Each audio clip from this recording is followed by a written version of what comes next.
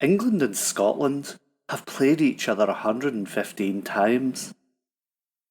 In this series, we start with the first game and look at each game one by one, year by year.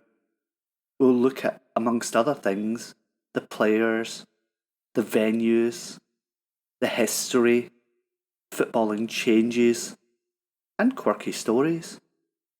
I'm Steve. Join me on this journey to discover what makes England v Scotland the greatest international derby.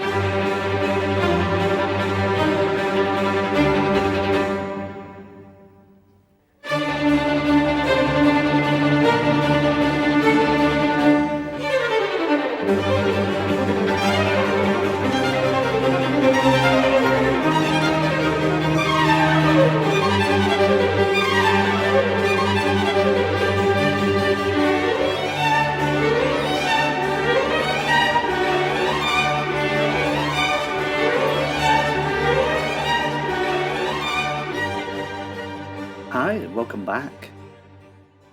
I have one very strong opinion when it comes to football, and it's that of a patriotic nature.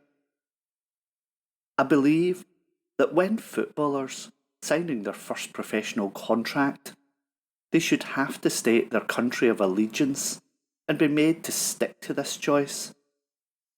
Maybe in this cosmopolitan world of footballers having parentage of multiple countries, it's perhaps a wee bit narrow-minded of me, but in my defence, I will point to a recent case of a player who played for England under-16s, then Scotland under-21s, and has now decided he belongs to the Republic of Ireland. Sigh. But anyway, this ramble leads me on to the first player born in Scotland to represent England. This was John Bain, born to English parents in Bothwell, Lanarkshire in 1854.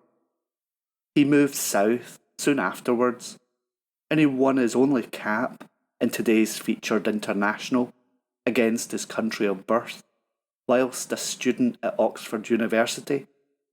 And 3 weeks later, he played for the university in the FA Cup final. With that patriotism stirred up in me, I give my memory for this episode, and it's actually mine. In 1980, I was 7 and remember watching England v Scotland schoolboys from Wembley. The whole game was live on ITV, and it turned out to be a classic game, played in front of almost 70,000 fans. Scotland won 5-4, with Paul McStay, the Celtic legend, showing the class that would make him one of the top European players for the rest of his career. Paul Rideout was in that England team. But for others, it was that their football careers were destined to be stars that burned brightly and then faded for various reasons. And one of those talents who could have pushed a stellar career was a young Ali Dick. In 2011, Ali Dick told the Scotsman, quote, "I had a ton of interest before that game, clubs phoning me up every night, but after it, the amount doubled, and when I left school, I had something like 42 offers." The Daily Record sent reporter John Doherty round to his house in the days after the game, snapping him in homely pose, helping his mum with her washing. An offer of a trial at Arsenal had just come through the letterbox. Just as Doherty took his leave, a call from Spurs came through, and this is who Ali Dick would join. And he became, at the time, the youngest first-team players in Spurs history, appearing at the age of 16 years and 301 days when he made his debut at White Hart Lane against Manchester City on the 20th of February 1982. His Spurs career didn't quite take off, but he was a substitute in the second leg of the 1984 UEFA Cup final at White Hart Lane against Belgium's Anderlecht. However, he was himself injured during the match but played on, with the problem, a torn knee ligament, requiring an operation and caused him problems throughout his career. And a short note on that UEFA Cup win for Spurs, and it was another English team who were the victims when, in 1997, it emerged that Anderlecht's passage to the final had involved the club's chairman paying a bribe totalling £27,000 to the referee for the semi-final against Nottingham Forest. A dubious penalty was awarded to Anderlecht, whilst the Forest goal controversially disallowed.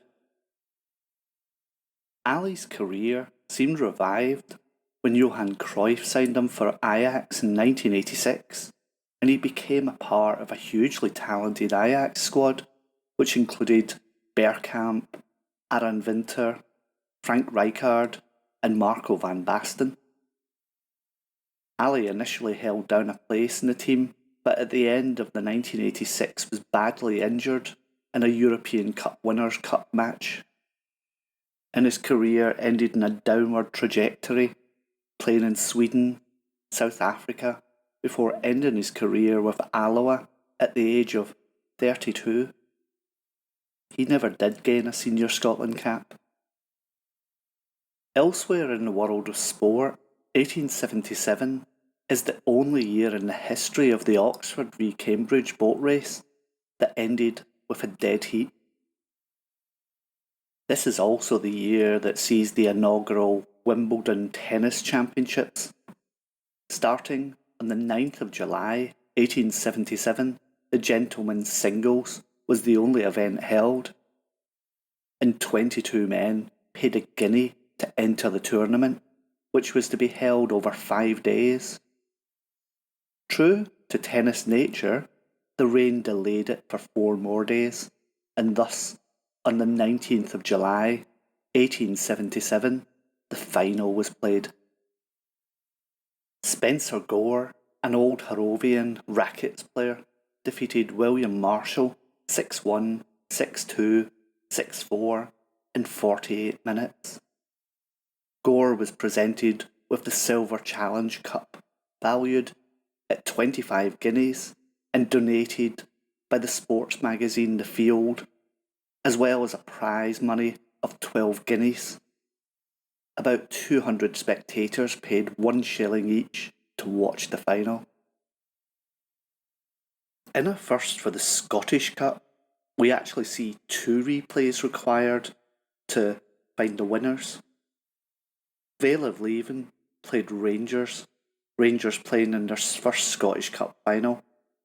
The first game ended 1 each. The replay ended 1 each. And the third game ended 3-2 to Vale of Leven. This was the first Scottish Cup final not to feature Queen's Park. In the English FA Cup, for the first time, we see 2 former winners playing each other, as Wanderers played Oxford University in the final, with Wanderers winning 2-1 after extra time. But let's get back to our bread and butter, and the 1877 game again took place at the Oval, but this time in front of a royal presence. His Grace, the Marquis of Lorne, was in attendance. He was also known as the Duke of Argyll, John George Edward Henry Douglas Sutherland Campbell, and he watched alongside George Anderson, MP for Glasgow.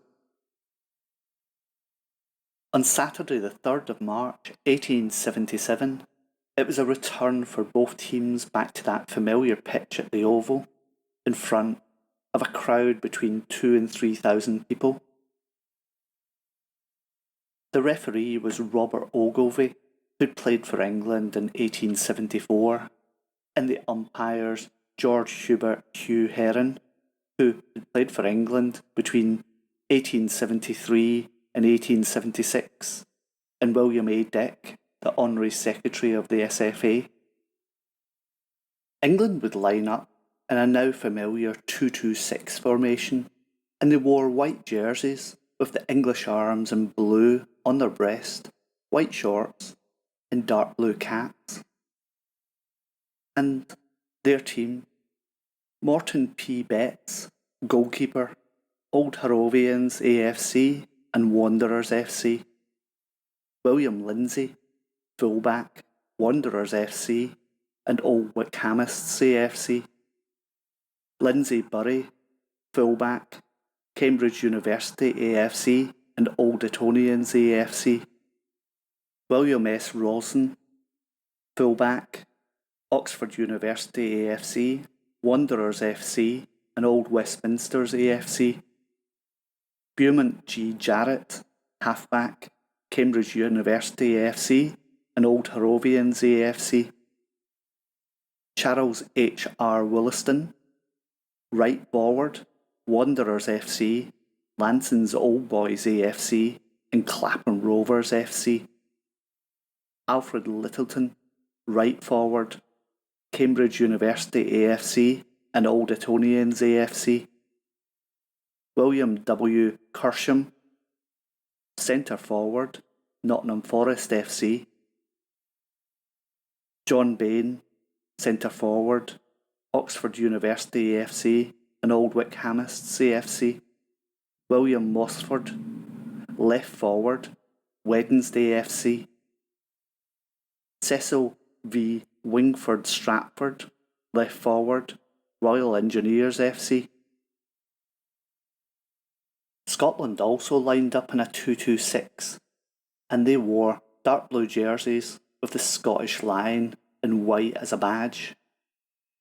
And they lined up thusly: Alexander McGeoch, goalkeeper, Dumbreck FC, Robert W. Neal, back, Queen's Park FC, Thomas A. Valance, halfback, Rangers FC and Rangers First International, Charles Campbell, halfback, Queen's Park FC, James Phillips, halfback, Queen's Park FC, James T. Richmond, forward, Clydesdale, William M. McKinnon, forward, Queen's Park, John C. McGregor, forward, Vale of Leven FC, John McDougall, centre forward, Vale of Leven FC, Dr. John Smith, centre forward, Mauchline FC, John Ferguson, forward, Vale of Leven, and in this game, John Ferguson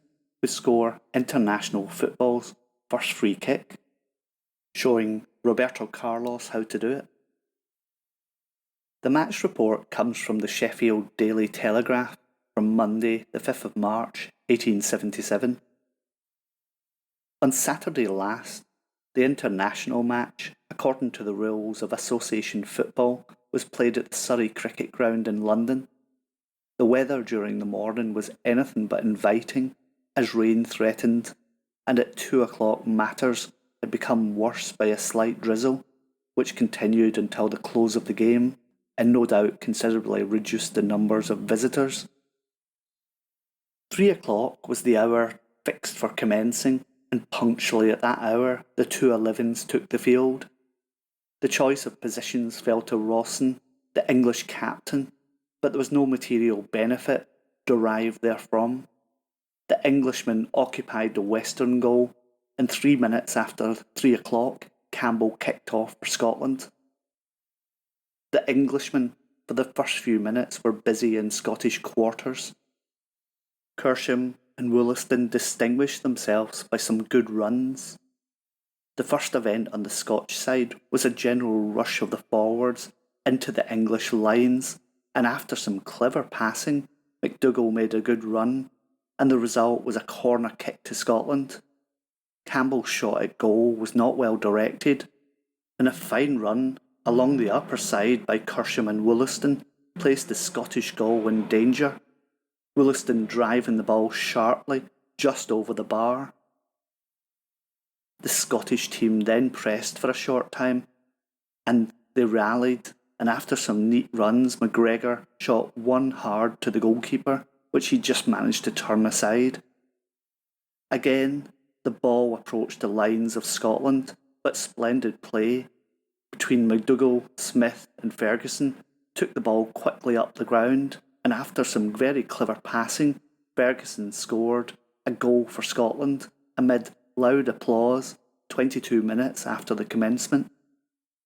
Soon after the kick-off, Campbell failed to utilise another corner kick, then Littleton made a fine run, followed it up with a very bold and clean shot that just went over the bar. A run by Mossford and Stratford along the lower side took the ball up to the Scottish goal, and the latter had a very easy shot, but he missed altogether. Hands near the Scotch fortress gave Roston a chance, but McKeoch managed to get the ball behind. A corner kick now fell to England, and Wollaston nearly got the ball through, and another corner kick immediately afterwards, falling to the English team. Soon afterwards, half-time was called, and the ends were changed. The Scotchmen now have assumed the offensive, and as the back play, with the exception of that of Bury, who played right well throughout, England began to press. A good run by Bain was well checked by Valance, and immediately after Phillips stopped Littleton, just as about he'd made his shot. Smith now got behind the English goal line, and then a dash of the Scottish forwards took the ball in front of the English posts, and after a short scrimmage between the posts, England next to the kick in their hands not far from the Scottish goal, and this enabled them to keep the ball well up in the quarters of Scotland. Kersham, Littleton and Mossford, playing well together, got the ball in front, and after a scrimmage at 2 minutes to 4 o'clock, a goal was scored for England. Littleton sending the ball sharply against the bar so that it fell under. McKeoch had some difficulty to get rid of the ball after a pretty run by Kersham, and Bain and McKinnon, for their respective sides, showing some clever dribbling. The next chance was for Campbell, who sent the ball just over the bar of the English goal, and then an unfortunate piece of handling by England gave Scotland a free kick within a yard of the opposite goal. The result, there was at 4:12 o'clock, Ferguson landed the third goal for Scotland. A fine run by Littleton and Woolston next imperilled the Scottish goal, and after a corner kick by Bury, Kersham drove the ball over the Scottish bar. Some good runs were made this period by England, by Mossford and Kersham, but the Scotchmen were the assailants, and after a corner kick, the ball was taken over the English line. A corner kick fell to England, but without result, and then Betts was just in time to divert the ball after a good run by McDougall, Smith and Richmond. Another unsuccessful corner kick to Scotland followed, and then time was called at 4:33, Scotland winning a good match by 3-1. In Bell's life, in London and Sporting Chronicle, on the Sunday the 4th of March, was slightly scathing against England. Of Scotland, their passing was extremely good and would have been better if some of their opponents had pursued the same tactics instead of selfishly keeping the ball until too late. Several of the English forwards were indefatigable in their efforts, but at certain times there was looseness noticeable in the ranks of the home team, especially amongst the backs. And that was the game. Scotland slowly becoming dominant in the sport of association football. And it would be England's chance to gain revenge when, next year, they would visit Scotland again. And this, the first ever game at Hampden. Till then, bye-bye.